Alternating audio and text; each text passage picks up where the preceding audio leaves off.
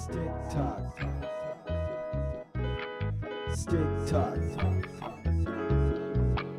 Stick talk. Stick talk. Stick talk. Stick talk. Stick talk. Stick talk. Stick talk. And happy birthday to you.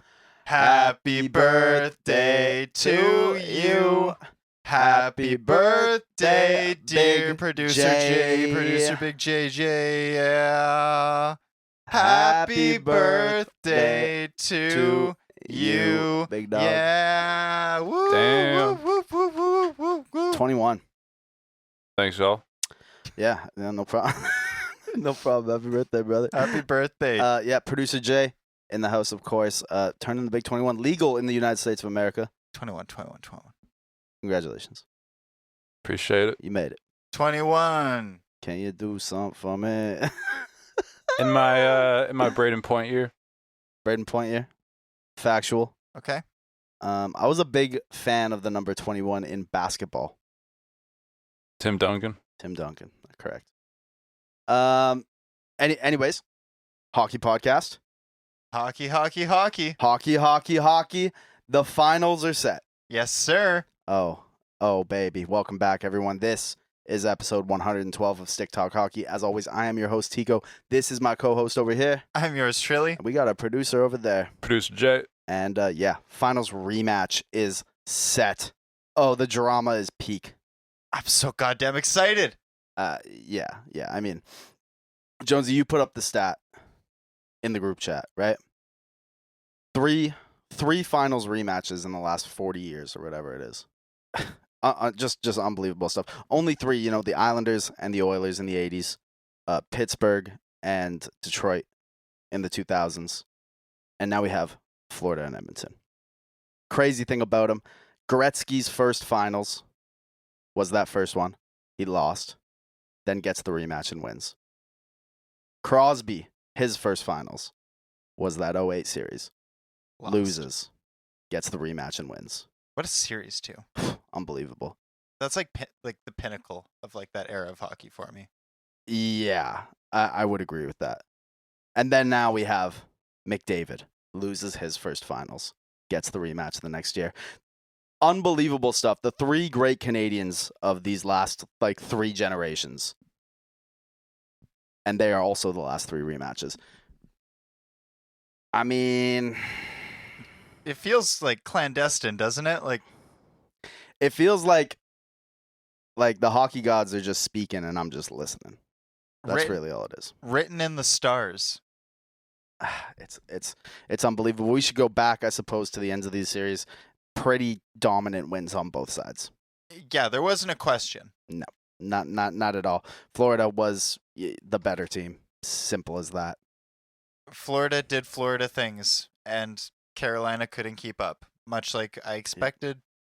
We Yep. don't really need to get too far into that. Honestly, not really. We all three of us picked the Cats, and all three of us picked the Oilers. And correct. I mean, the Stars did put up more of a fight. The only thing I really wanted to talk about was like, with the Ottinger situation. oh, Pete DeBoer. Good. That's tough. Yeah, that's real tough. I mean, like, you remember when Alan Walsh put up the photo of Fleury getting stabbed in the back Yep. by Pete DeBoer? Oh, We got another one, folks. we got it. Ring the bell. Ring the bell. Another one has hit. Yeah, the quote from DeBoer was, I didn't blame it all on Jake, but the reality is if you go back to last year's playoffs, he's lost 6 of 7 games to Edmonton, and we give up 2 goals on 2 shots in an elimination game. That's a pretty big sample size. First of all, not really. It was a breakaway. Yeah. And the second one, Corey Perry was alone in front of the frickin' net. Yeah, like, I don't blame it all on Jake. Yeah, duh. What are you talking about, Yeah, dude? what do you mean? I thought that was brutal. I don't know about you. I thought that was a brutal quote. I think it's crazy, and I think it just sends a terrible message moving into next season. I mean, this is supposed to be your franchise guy. 100%. Now what? Now what? What if he wants to go? What if he's done? What if that was like his Patrick Waugh moment? Yeah, for real. And then did you see him on the bench too with Ray Ferraro, like right beside literally him? Right beside him, breaking down how horrific their team's been. I heard that he was like right beside him, and then it panned to him, and he was like right beside him, and I was like, oh my god, he's right beside him. Yeah, no, I've got him here right beside me. Oh my god. I kind of feel bad for Otter. I don't think that was his fault. No, God, no. As much as the coach may disagree, that was brutal. And I mean, look, like when you get run through as bad as the Stars did, yeah, you're gonna get scored on. Yeah, of course. And the Stars did not score, particularly when it's the Edmonton Oilers on the other side of that. Like so what? He lit in 5. You scored 1. Yeah. What do you mean? Yeah. It's not good enough. It's not good enough. No, 100%. This is one of those things where, we were talking to Jay about the NBA and the NHL kind of swapping.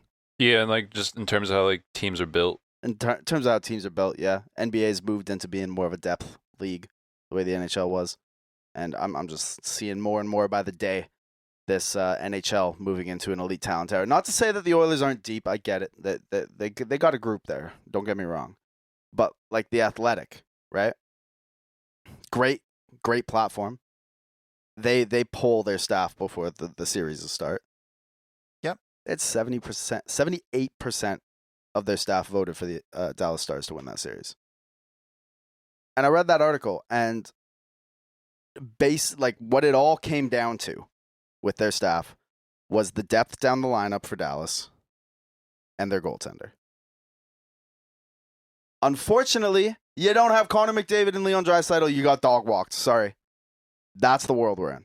Yeah, I mean, Jason Robertson didn't show up. I mean, he did later in the series. Yeah, too late.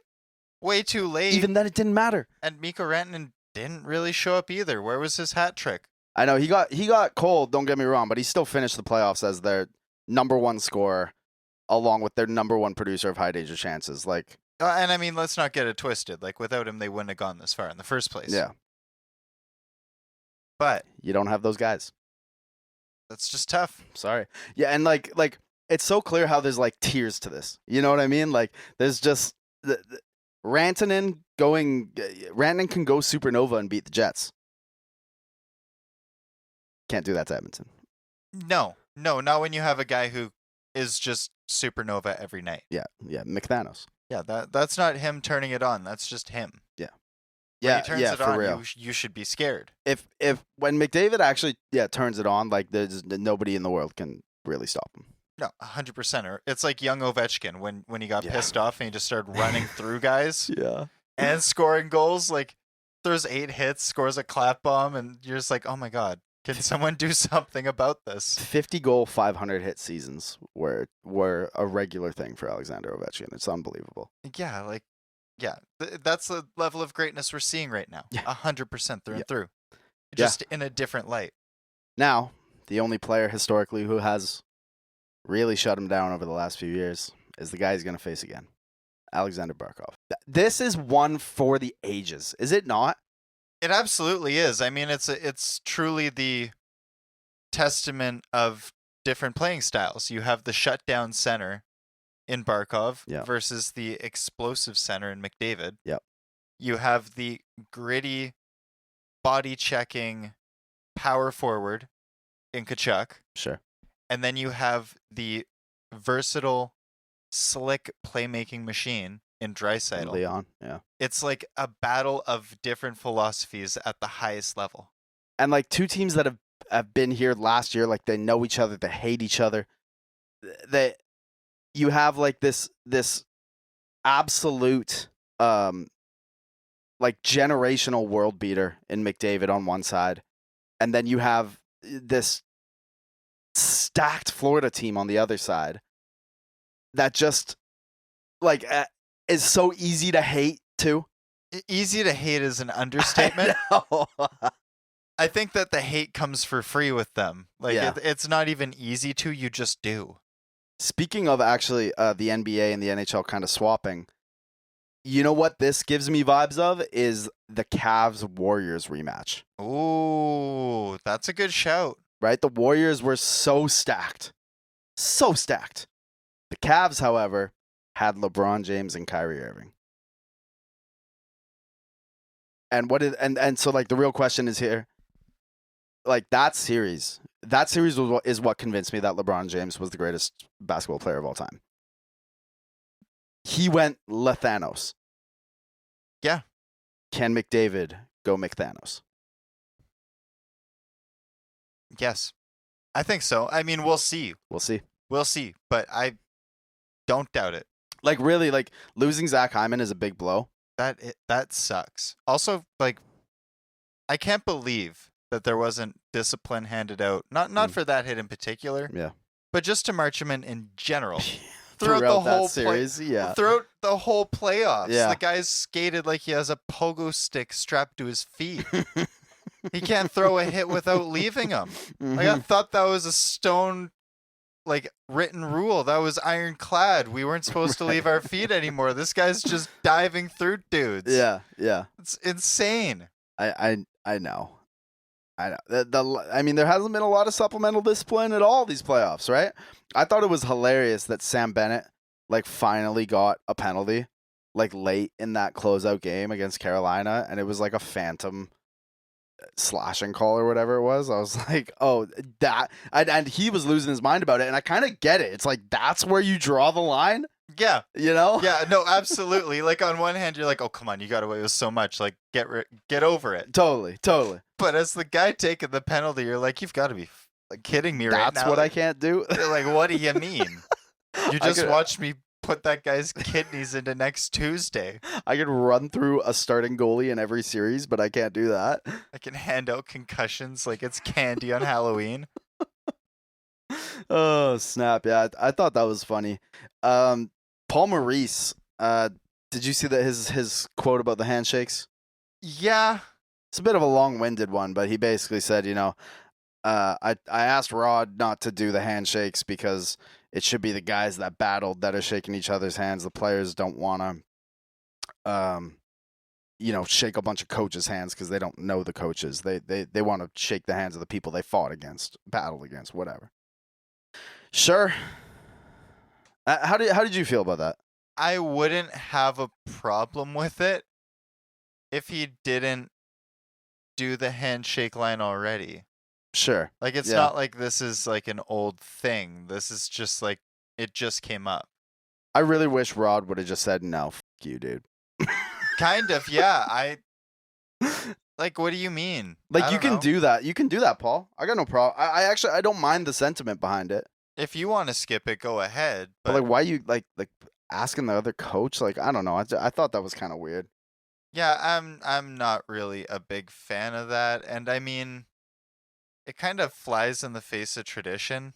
Yeah. And as much as we're moving the sport forward and the culture forward, we do some things because of tradition. Sure. And when do you draw the line between like, we're not following tradition and we're just, making it up as we go? Right. Yep, for sure. And I don't like it. I think it's weird. I thought it was a little bit weird too. It just felt like the fact it wasn't pre-discussed either. Like, I just feel like that's something that you would like have a conversation about, Yeah, but like, I mean, Paul Maurice can't come up to Rod up 3-0 and be like, yeah, no, we're... Yeah, no, 100% he can't do that, yeah. That would be crazy, yeah. Hey, by the way, when we beat you, I don't want to shake your hand, all right? Okay, that's kind of hard, though. That goes crazy. I really do wish Rod was just like, nah. Rod, one thing I want to say, Rod Brindamore looked stressed the entire series. Yeah. Like, I feel like that guy did not keep his cool once that whole series. I think he's starting to feel the pressure. I mean, like, this is the fourth time? Third time, yeah. That they've made a really noticeable run with him at the helm, and they haven't been able to convert anything, so it starts to get concerning. I mean, you have a lot of leash being that you're their golden child, and you've been the cup-winning captain, but still. Yeah, I get it. I get the stress, and obviously you really want your team to win. I totally understand that. But it just felt like the whole time, like there was a really noticeable difference to me between the body language and composure of Paul Maurice versus Rod Brind'Amour. Especially because I really do think Rod's job is completely and entirely safe. I do too. You know, I think some of that might be like, pressure you put on yourself. Yeah. Because you have to imagine, you start to doubt yourself once you get that close that many times. Yeah. And I mean, like, he got run through on the last media tour. Yeah. I saw that series. It wasn't a sweep. Like, we had fun with that. We did have a lot of fun with that. I'd be stressed too. Yeah, I get it. I mean, he like they're clearly, when they when they traded Rantanen away, like that was such a clear marker of like, we believe in this and we want something that's like year over year sustainable. We don't care as much about this year. We want to make a 5-10 year contender window or whatever. Yeah. So that I mean, I think Rod's safe in that regard. For sure. But yeah, you would just put it on yourself probably. And I mean, after a while, like, sure, like for 5 years, 6 years, 7 years, they're looking to build this window because they believe in it. But if you go 4 more years and like you don't have real results, you think they're going to keep you for the last 3? Yeah. Or is and the coach is always the first shoe to drop, right? Exactly. Yeah. So I get that. I could see the pressure starting to mount, especially when you have a goalie who's aging out and a goalie who's aging in, so you can't really pin it on either of those guys, and you have a really young core. You can't pin it on either of them. No. Yeah. But like, do they though? Like, their third most played forward was Jordan Staal. Yeah, I mean, like, he really ruins the bell curve, but aside from that, like... And like, how old is Svechnikov? I mean, he's still pretty young, like, I would guess 25. Yeah. I'm worried about his dog rating, if I'm being honest. That's a fair take. Like, obviously he's not in the like top tier players, right? Like is anyone putting him with Barkov and McKinnon and McDavid? I don't think so. No. But like, even just like that step below that, like I don't even put him with the Myers or the Hurdles or the... Yeah, like is there any series that like it feels like he's gonna just like have a game that he takes over in? I don't think so. Not often. I mean, he did against the Devils, but the Devils were pretty damn hurt, and they looked like shit that whole series anyways, so it doesn't mean much. The other big story is the tax thing, right? Now we're at, is the 6 straight finals with a Florida team in it? I believe so, yeah. 3 for Florida, 3 for Tampa. Yeah, sounds about right. So, obviously, it's been a story. Is Florida's tax advantage something that the league should be looking at changing? Well, and I mean, Vegas, tax-free as well. Vegas. Or very low tax. I'm not sure. No income tax, yeah. No income tax? Correct. Okay, yeah. Yeah, so Vegas as well. You got to count them into the mix as well. Because they were also in Texas, that finals. Dallas. Texas. Tax-free state as well. Tennessee, Washington as well. Yeah, so you start to look at all these states and the success that's coming from them, especially in the most recent years, and you start to go, Do you think there's some weight there? Do you think that the league should be doing something about it? Absolutely. I've thought this for a while now. I think that they should have a centralized registry where everyone just pays the same thing. I disagree. On what premise? Like, I just think, like, it is an advantage, yes. But, like, every team kind of has unique advantages. You know what I mean? And it only matters if you're good. Like, Florida, how long was Florida around? They were a dumpster fire that no one wanted to go there.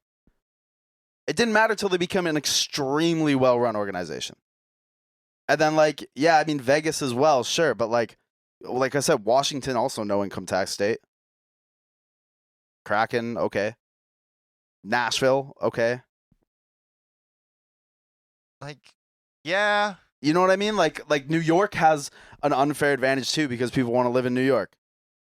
Toronto gets an unfair advantage because all the Ontario kids want to play there. Vancouver has an unfair advantage because you're in one of the most beautiful cities on earth, and real estate only appreciates at an insane value when you buy. Basically, every Canadian market actually puts you at a huge advantage because living in Canada, getting paid in USD is an insane advantage. Yeah, big time. I mean, yes, but no. Just on the principle that like simple economics. Like if you tell a guy that he can go and play in Toronto and make 10 mil a year. Sure. But after taxes, he's only going to take home 5.5. Or sure. he could take 9 in Florida and go home with 9 and then just go back home to Canada in the summer. I'm going to take the 9. I mean, yeah, but like you could level the contracts. You could even draw 10 and 10. I'm still going to take the 10. I'm not going to go somewhere where my contract's cut in half. But like, so then why do players go anywhere else but there? Well, I mean, there's only so many spots on the team. But even without that, like players get offered. Like it's one of those things where like I really just feel like the idea that like Florida and Tampa did this because they're low tax states just seems so inherently flawed to me. Like it's purposely ignoring that these are two of the best run organizations of the last decade. No, they absolutely are, but I think it's folly to think that they don't have an advantage in the way that they're able to bend the cap. Like you look at the way that these teams are stacked, and it just makes sense. Like you look at all of the other cap struggles of every other team just to put something together. I don't know. Edmonton's in the finals. Back-to-back years. They were at the ceiling, though. Yeah. So are pretty much every contender. I don't know. I just like the whole like unfair advantage thing. Like pretty much every organization has some kind of unfair advantage. Yeah, it stacks in Florida because they also have beautiful weather. That's a huge advantage. But like, has that helped the LA teams over the last 5 years? No. But guess what? It did back in the 2010s when no one wanted to go to Florida at all. Yet every single trade option was for the Anaheim Ducks, right? I remember in Vancouver, like Ryan Kessler was like, just trade me to Anaheim. Dan Hamhuis, Kevin Bieksa, just send me to Anaheim. Why?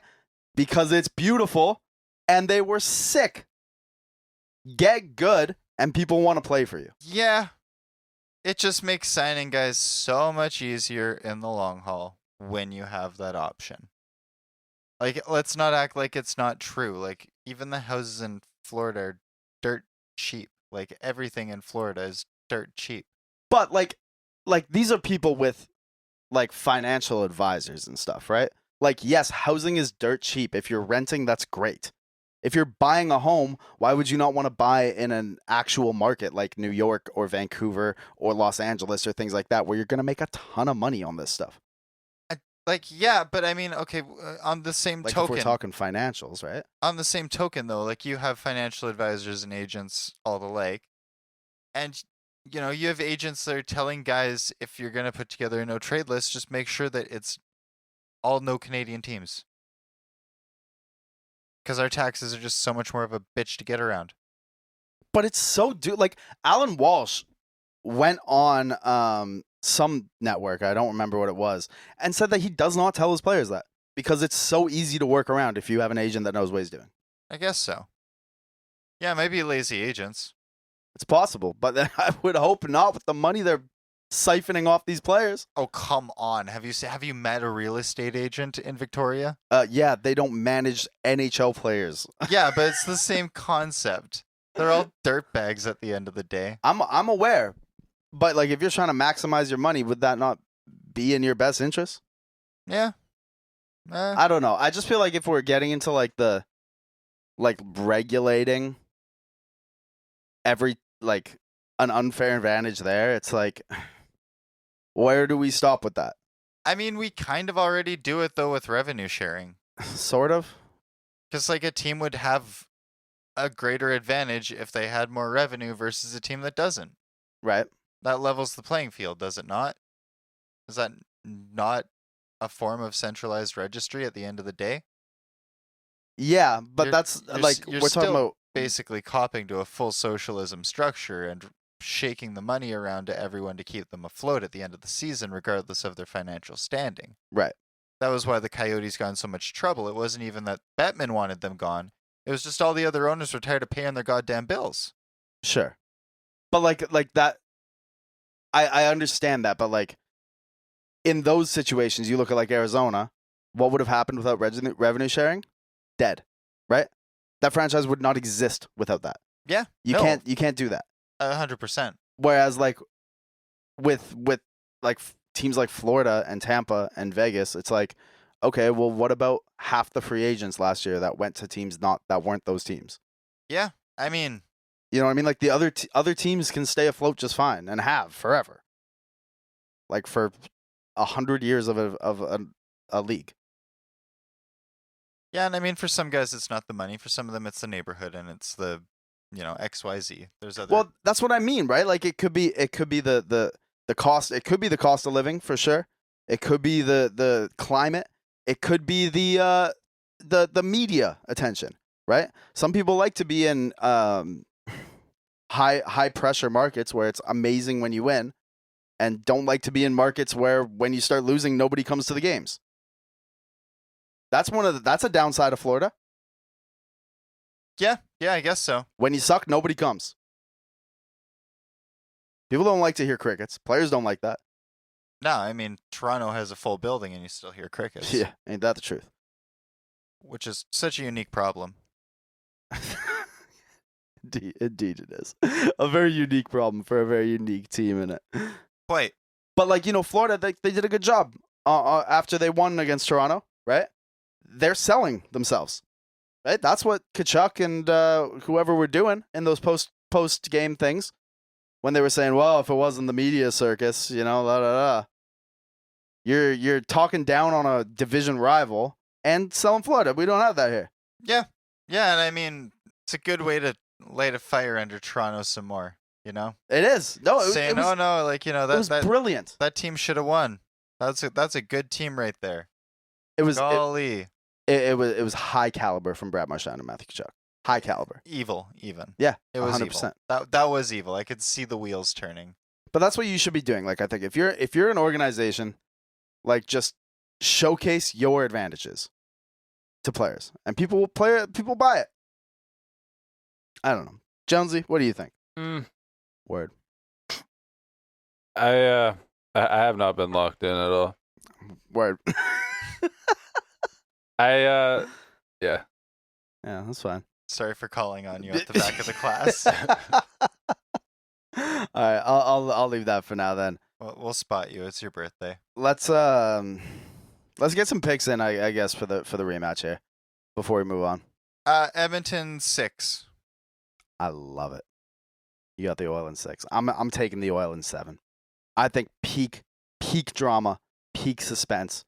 The Oilers go home for Game 7, and they bring Canada a cup. God, I hope so. Mm-hmm. Jay? I got Oil in 6. I feel like when you just visualize this, I just feel like the cup is won on the road so much. Yeah. So like I'm just having visions of Edmonton winning in Florida in 6. I cannot wait. I'm thankful. Like, by the time this episode is out, the finals will not have even started yet. No, we actually got the perfect timing. It really is. But like waiting almost a week for this finals to start is gonna kill me. Right? It's gonna kill me. Right? Yeah, no. I was sitting there after the game. I just kind of looked at my phone. Yeah. And I looked at the empty game slot. Yeah. On the Friday and went, huh. Oh. It's that time of year. What am I gonna do with my night? Yeah. What? Speaking of that time of year, I know it's a little bit early to start looking past the season. But since we have some time here before the finals get going, I figure we might as well. I want to do a little segment here. I got the top, it was supposed to be 10, but it's only 9 notable free agents that are coming up. I just want to get from y'all like a landing spot that you like for that player. Whether it's staying where they are, whether it's going somewhere else. I I just think it'd be fun to kind of go through and look at some fun places for these guys to go. Love it. Love it? Love it. Yeah, that sounds fun as hell. First up, the big one. Mitch Marner. Mitchie. I'm seeing Utah. You're seeing Utah for Mitch? I'm just seeing, like, I forget the owner's name. The guy's name's Smith. Yeah. He's just like, he's really building up like hockey in Utah. Yeah. I feel like he wants to make a splash, and I feel like Mitch would also want to like be in a more low key environment. Yeah. Mm-hmm. That Ryan guy, Ryan Smith, right? That's his name? I think so. Yeah. He cracks me up. Like, all these owners just look like old mafia fucks. And, like, Ryan Smith just comes out there, like, in a snapback and a hoodie for their opening night. I was like, hell yeah, dude. It's a breath of fresh air. I love that dude. Troy, you got to take for Mitch Marner? Nashville. The Nashville Predators. Yeah. Oh, yeah. They already did a push. They need they need to double, triple down because he can't back up now. He's looking to save his job, that's for sure. 100%. I mean, you were given a full deck when you sat down at the table and just somehow blew it all in 1 year, so. Wow. Yeah, I'm a big fan of that. You know, I'm going to go with the LA Kings. Wow. Again, I think, you know, a little bit of a lower market. Not massively, but a lower stakes market for sure. Beautiful weather. A team that I think can sell Mitch Marner that they're going to win with, and needs a big swing. Yeah. That's what I'm taking. Sam Bennett. Jay? I really don't have like a team in mind. I just feel like a team is going to throw him a massive bag, though. Yeah. So who's going to just be so desperate? So desperate for the bag? So desperate for like a Sam Bennett player. For a Sam Bennett player. Vancouver. Toronto. That's my pick. Uh-huh. You like Toronto? I like Toronto. You know what I got for this one? This one's not just like on a sense level. This is just like on a fit that I would like to see level. What's that? Because Sam Bennett, I really think, is going to get paid too much and probably won't be the same if he goes somewhere else. You know what I mean? Like, I think he is a little bit of a product of how good Florida is for Sam Bennett. Yes. Yeah, 100%. But hear me out. Sam Bennett on the Washington Capitals. I hate that. Sam Bennett, Ryan Leonard, and Tom Wilson all on one team. Danger. Hate it. And Ovi, for that matter. Danger. Hate. Loathe. I would love to see that. No, thank you. Horrid. I also hated to hear that. Yeah, I bet you did. My other throw in the hat for this would probably be Carolina. Yeah. Just feels like their type of scum of the earth player. They're just, you know? Yeah, that's fair.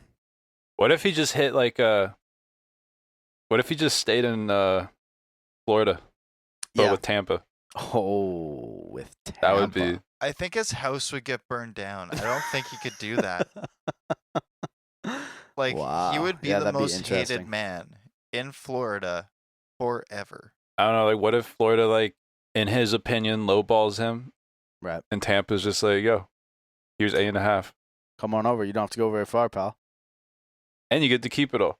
Honestly, you know what the crazy thing is? I think 8.5 is the low end. I do too. I think a team out there is going to offer him 9.5.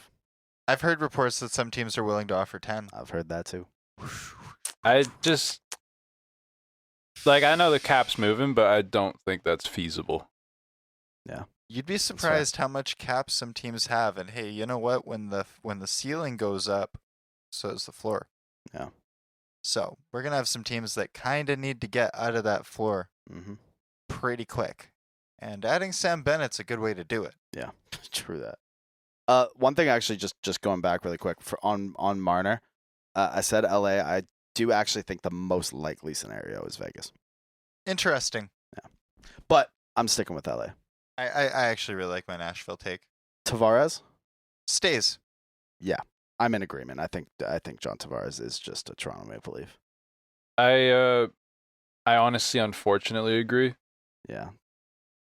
I really don't like John Tavares. No? Never have. I don't either. Glad we agree.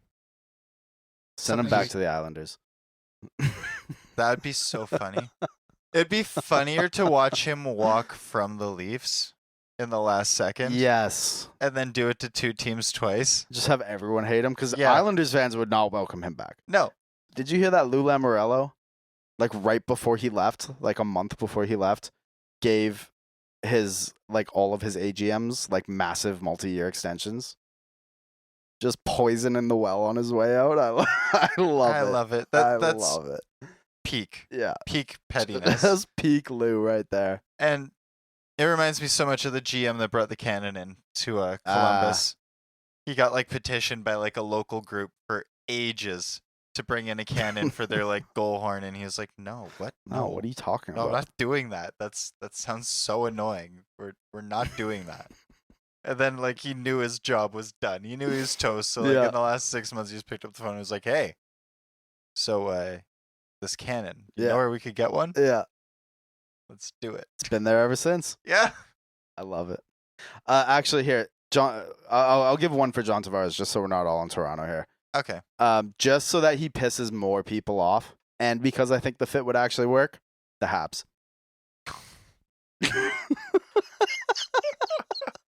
Walks from the island at the last second, goes to Toronto, and then walks from the Leafs at the last second to go to the French. Oh my God, they would actually protest him coming back. Yep. Tell me that fit wouldn't work though in Montreal. It would. It would be ugly though. With that young team, I feel like John Tavares would be a good piece for them. I actually just realized I want Sam Bennett to be a Hab. Oh, interesting take. That's an interesting take. They have the money too. I just saw that. Yep, I see that. I like it. Brock Besser. New Jersey Devil. You like that? Yeah, we need more right shots. Yeah, I have a hard time disliking that. I have no problem with that. Brock Besser, I don't think there's a team here that a team that I can think of that excites me. You know? I feel like Minnesota, people talk about that a lot because he's from Minnesota, and that would be really cool. It would be. But Minnesota doesn't excite me as a team. No. And even with the top tier talent they have, I'm still I don't care. I feel like Mitch Marner is going to go to LA and Brock Besser is going to be the one that goes to Vegas. You know, Brock Besser is exactly their player yes, type. I know. The slept on second liner that suddenly just becomes a third line or a first line prodigy out of nowhere. Yeah. Yeah. Yep. I could see that. Jay? Absolutely. Honestly, no strong take here. Yeah. Give me if Utah misses out on Marner, Besser. Give me Utah again. That makes a lot of sense. Matt Duchene. Interesting one because he's been so good in Dallas, but almost Sam Bennett, it really feels like he's good in Dallas. Yeah. I feel like we say that about him everywhere, though. When he went to Nashville, we were oh, he's still not that good. He's just good because he's in Nashville, and Nashville's kind of good right now. Yeah.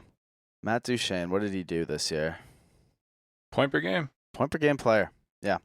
He is he is 34, and he's probably going to be looking at a 5 or 6 year contract, which is going to be tough to swallow for whatever team he goes to. Do either of you have a take on Matt Duchene? I feel like it's most likely he stays in Dallas. My guess is a basement team is just going to throw him a bag. Chicago. Yeah. Yeah. He seems 100% like a Chicago ad. I don't agree with Chicago, but I could pitch a fun one. In all reality, I think he stays. I think you're right. Yeah. But to have fun with it, the Anaheim Ducks. I like that. I honestly, I really doubt he'll stay. Yeah. Because I feel like if you're Dallas, you need to kind of switch it up. Well, not even switch it up, but you're gonna need to preserve some money and get younger. Sure. For the guys that they're gonna have to lock up soon. Sure. Whereas and then I feel like you're just gonna get extremely outbid by a Chicago. So. Yeah. Yeah. Stick talk. Stick talk. Stick talk. Stick talk. Stick talk. Stick talk. Stick talk.